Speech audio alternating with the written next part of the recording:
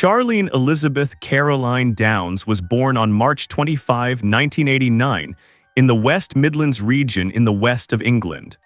She lived there until she was 10 years old when her parents, Karen and Robert Downs, better known as Bob Downs, decided to move to Blackpool, a coastal town in the northwest of the country. Besides Charlene, her parents had 3 other children. Her younger brother was named Robert after her father, and her 2 older sisters were named Emma and Rebecca, who was generally just called Becky. Charlene attended St. George's College, which is equivalent to a high school with academy status. Despite her intelligence and scholarship, her school years were not easy. Charlene was described by her parents and friends as a cheerful, friendly, and attentive girl who had many acquaintances. However, she was also known for her rebellious nature and often got into trouble both at home and at school. It is known that in October 2003, she was even suspended from school for a short time. According to some reports, she led an, in the truest sense of the word, extreme lifestyle at that time and frequently spent time in the central promenade area of Blackpool, where, to put it mildly, strange people lived.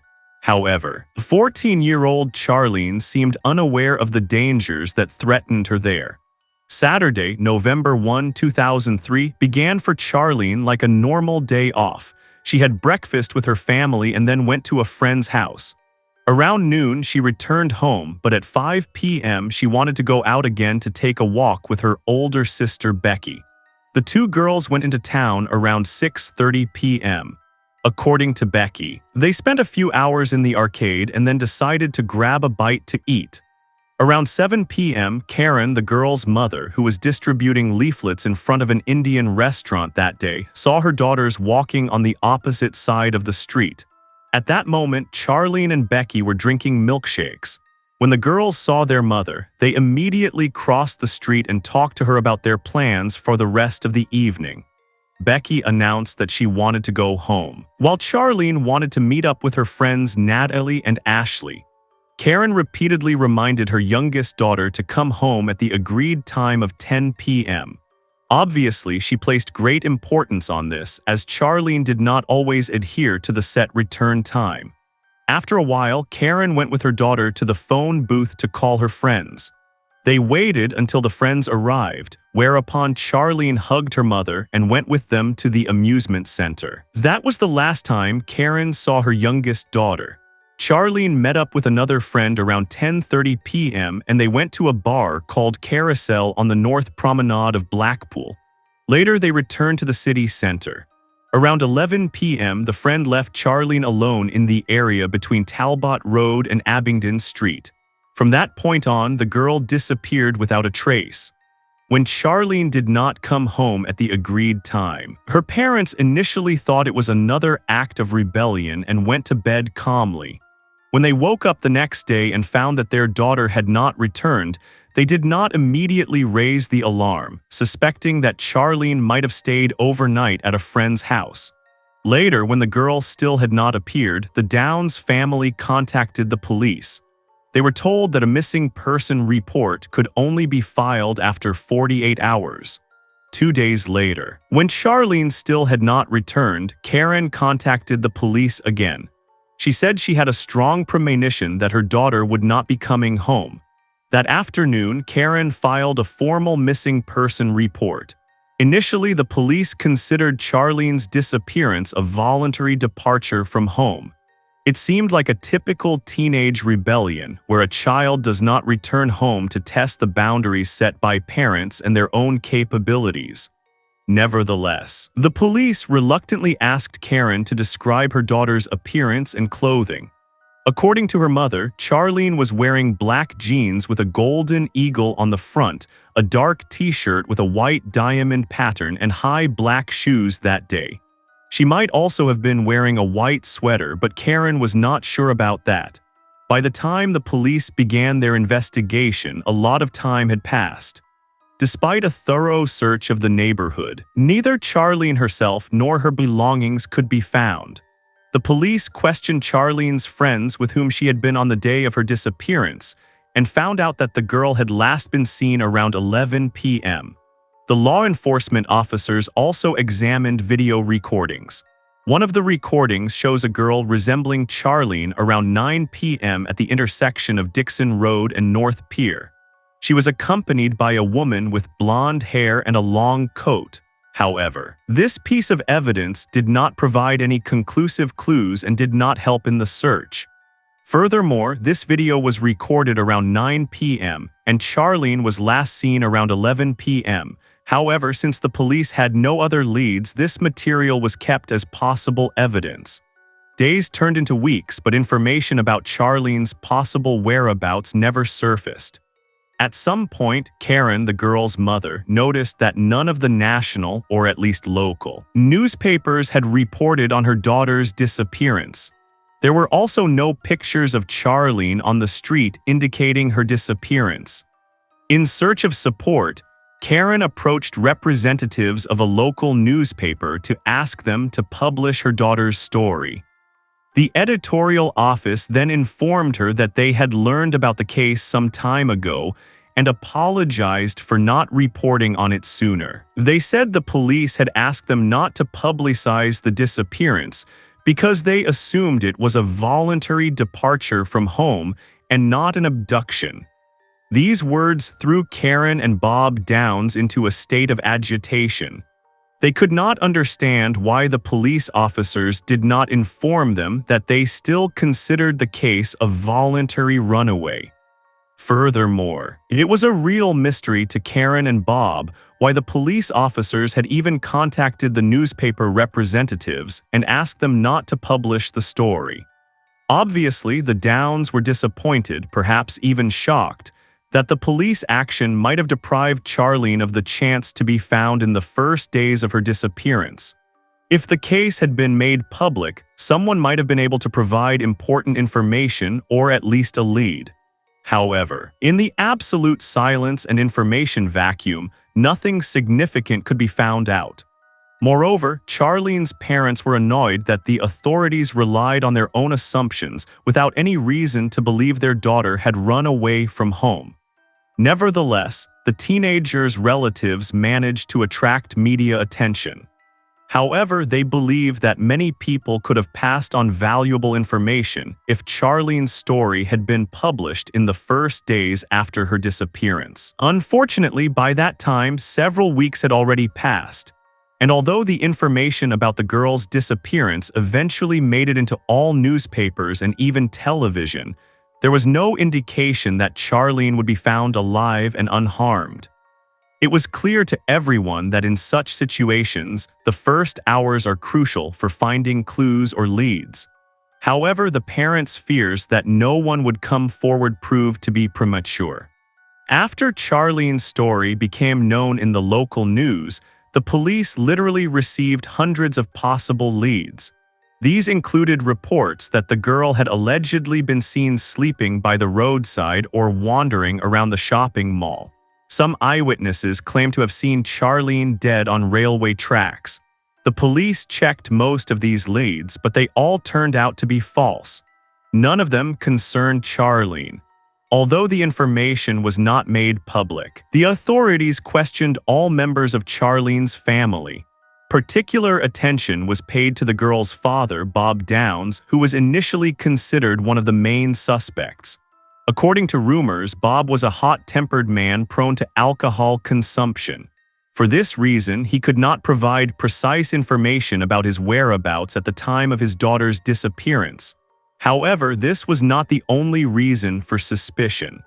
The police officers considered Bob a repulsive person, and some even suspected that he had abused his daughters. In their opinion, Bob was a man capable of anything and even exchanged his family for money to finance his addiction. During a search of the Downs family home, women's underwear and red nail polish were also found among Bob's personal belongings. The police concluded that this evidence supported the theory that Bob solicited his children for sexual intercourse. However, as the investigation took a serious turn, this theory fell apart. The authorities still considered Bob a tyrant who beat his wife and children. However, it turned out that Bob was undergoing psychological treatment for a gender identity disorder. His big secret was that he dressed as a woman and called himself Martina when he was home alone. When the police officers began to question Bob about his preferences, his mood changed dramatically and he became more aggressive. At times, he became hysterical. This behavior led social services to have serious concerns about the children's welfare. Over time, Charlene's case made no progress and one police theory after another burst at the seams. But it wasn't just the police who had difficulties. The Downs family also began to break apart. In the summer of 2004, a social worker visited them for the first time to get an idea of the family's situation. During the conversation, Bob could not control himself and threw a potato at the social worker. Sometime after that, Robert Jr. was temporarily isolated from his father because it was thought he might pose a threat. The boy was eventually returned to his parents' care. The police suspicions against Bob never led to charges as there was no conclusive evidence. Nevertheless, the case remained open and the police looked for new ways to advance the investigation. They soon remembered that there was an organization in the Blackpool underworld involved in the exploitation of minors. The authorities believed that Charlene, like dozens of other girls her age, might have come into contact with members of this criminal organization. It was suspected that they operated out of fast food restaurants. This theory was supported by information about the dysfunctional Downs family. According to social services reports, Charlene frequently had contact with individuals who had been convicted of indecent assault. Most importantly, however, they were all friends or acquaintances of her parents. The Downs family, however, denied that such people were part of their circle of friends. The police investigation involved many suspects. However, the police officers focused on a specific theory. Charlene was killed by someone who worked in a fast food restaurant in an area known as Pakistan Alley. In the following months, no new leads emerged in Charlene's case, and it seemed that the case would be closed. However, in March 2006, a local businessman named David Cassidy came forward to the police with information that changed the course of the investigation. He claimed he had been told that Charlene had been murdered by two people connected to a fast food restaurant. David immediately named names. One of them was Iyad al-Batiki, the owner of Mr. G. Tikes. The other was Mohammed Revesi, his friend and business partner. Upon receiving this information, the police immediately took action and installed listening devices in Mohammed's house and car. These devices were in operation for 4 weeks, after which the recordings were transcribed. The final report indicated that the suspects frequently recalled killing a young girl and disposing of her remains. Consequently, in 2007, Iyad al-Batiki, the owner of Mr. G. Tikes, was charged with Charlene's murder, and his business partner Mohammed was charged with disposing of her remains. Iyad was also accused of enticing Charlene into intimacy shortly before her death. The trial began in March of that year and lasted several months. The jurors learned that Charlene was the victim of a criminal organization involved in the illegal exploitation of minors. It was also alleged that one of the defendants had forced her into an intimate relationship before her murder. Despite these accusations, the men denied the charges. However, the prosecutor presented a rather graphic description of the alleged events, stating that Charlene's body had been dismembered, minced, and processed into a mixture used for kebabs. However, the prosecution had no physical evidence linking the defendants to Charlene. Her body was never found. Furthermore, the victim was not mentioned by name in the files. In light of this, the jurors were unable to decide whether the men were guilty. A retrial was scheduled for 2008, but during preparations, significant problems with the quality of the audio recordings were identified. There was no clear information about what these issues were, but it was suspected that the person responsible for transcribing the recordings might have drawn incorrect conclusions about the nature of the conversation. Since the audio recordings could no longer be used as evidence in court, the prosecution was unable to present anything coherent, and both men were released. Furthermore, both Iyad and Mohammed received moral compensation of £250,000 each, equivalent to about $314,000 for wrongful imprisonment and trial.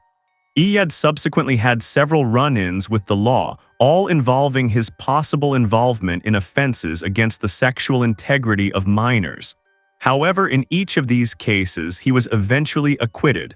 As previously mentioned, the relationship between the Downs couple could hardly be described as good.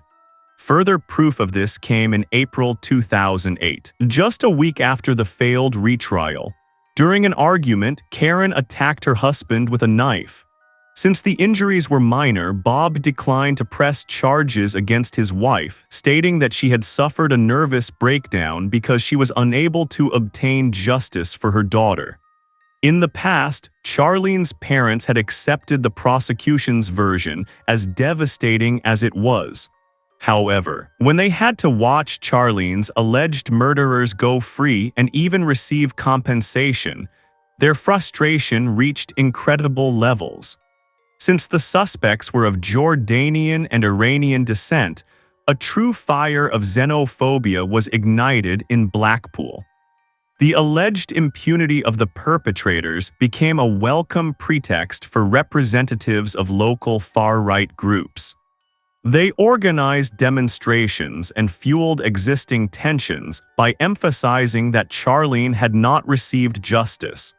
In October 2009, it was announced that the Independent Police Complaints Commission had begun to review the material collected as part of the investigation into Charlene's case.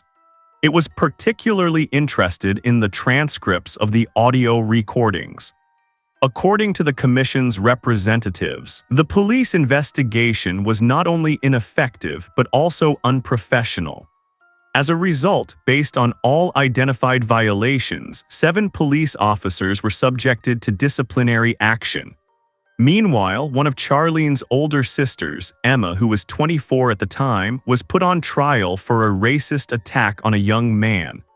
The man she had beaten up was named Tariq and was the younger brother of the already known Iyad, the man previously accused of being involved in Charlene's disappearance. On the first day of the trial, Emma pleaded guilty to assault. However, she also stated that her actions were not motivated by racial prejudice, but by the fact that her sister's possible murderer had not been punished. The court eventually accepted Emma's guilty plea for common assault, which did not result in a prison sentence. In 2009, another dispute involving a member of the Downs family occurred, leading to another trial. This time, Charlene's younger brother Robert admitted in court that he had attacked Mohammed, the man previously accused of disposing of the remains. Sometime later that year, however, the Downs family received an official warning from the police for distributing leaflets claiming that Iyad and Mohammed were involved in Charlene's disappearance. However, the real information bomb exploded in 2014 when the Times published allegations against Karen and Bob. Representatives of the newspaper reported on leaked documents claiming that the social services and the West Midlands police had initiated a joint investigation into the Downs couple. This concerned events from 1998, shortly before the family moved to Blackpool. It was reported that a man previously convicted of indecent assault on underage girls was a regular guest at the Downs house. Another shocking revelation made by the newspaper staff was that the Downs move occurred shortly after Charlene's visit to a hospital in the West Midlands. The Times report also mentioned several men who appeared at the family home after meeting Bob in a local pub. One of them referred to Charlene as his girlfriend, while another admitted to paying the girl's father for intimacy with her. All this information brought the Downs family into the public eye, although it did not prove they had anything to do with their daughter's disappearance. After all this, the investigation into the case was closed.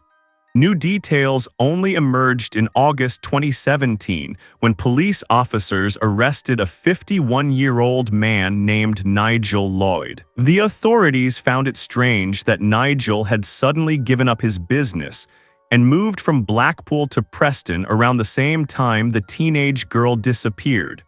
However, after 48 hours of interrogation, the man was released because the police officers simply had no conclusive evidence to hold him. Sometime after that, Karen published a book that was a kind of response to the article published in the Times. In her book, she tried to explain that she and Bob had their own circle of friends like everyone else, and that sometimes one of them stayed overnight at their house. This was mostly the case when they had been drinking. Karen also said that she had never vetted the people Bob brought home, as she felt it was unnecessary since they were locals. In any case, Karen believed that these people had no contact with Charlene or the other children. The truth, however, was that by the time this book was published, it was already too late. The public, in the broadest sense of the word, had already formed its own opinion about the situation in the Downs house. While at the beginning of the investigation, almost everyone in the community sympathized with Charlene's parents, the more unpleasant details about their lives came to light, the more they were held responsible for what happened. But as with all other hypotheses that emerged during the investigation, neither the authorities nor anyone else had any evidence to support these suspicions. Nevertheless, accusations against Charlene's parents continued to appear in the media. They mainly concerned their alleged connection to individuals who had been convicted of offenses against minors in the past. The same accusations came to light in a 3-part documentary titled The Murder of Charlene Downs, released in 2019. In it, Karen was asked if she allowed men with, to put it mildly, questionable pasts into her home. The woman admitted that one of the guests told her one day that he had feelings for Charlene. She immediately rebuked him, and after that he never said anything like that again. Bob was also questioned about the men who had stayed overnight at his house.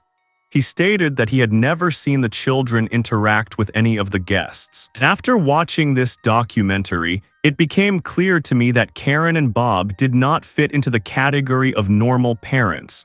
Although their guilt in their daughter's disappearance was never proven, the vast majority of people following the case agreed that Charlene did not receive adequate parental care. She spent her short life in poverty. Her father's addiction, his psychological problems, and his relationships with strangers only worsened the situation and made it clear once again that Charlene, like the other Downs children, was constantly in danger. As recently as 2019, Rowan Crompton, a justice activist, took up the cause. She created a group on one of the social media platforms called Real Justice for Charlene Downs. Rowan also contacted a source who provided her with a series of official case files. While reviewing the documents, it became clear to her that many aspects of the investigation had never been reported in the media. In her opinion, it was clear from the beginning that Iyad and Mohammed had nothing to do with Charlene's disappearance, as the authorities had no direct evidence of their guilt. Furthermore, the few witness statements often contradicted each other. While Rowan conducted her own research, several more years passed. During this time, Robert, Charlene's brother, who was apparently severely depressed and suffering from addiction, died of an overdose of illegal substances. Although he started his own family, he could never cope with the loss caused by the disappearance and presumed death of his own sister. This became another tragedy for the Downs family. Remarkably, this time too, the public placed all the blame for what happened on them. Thanks for watching and take care.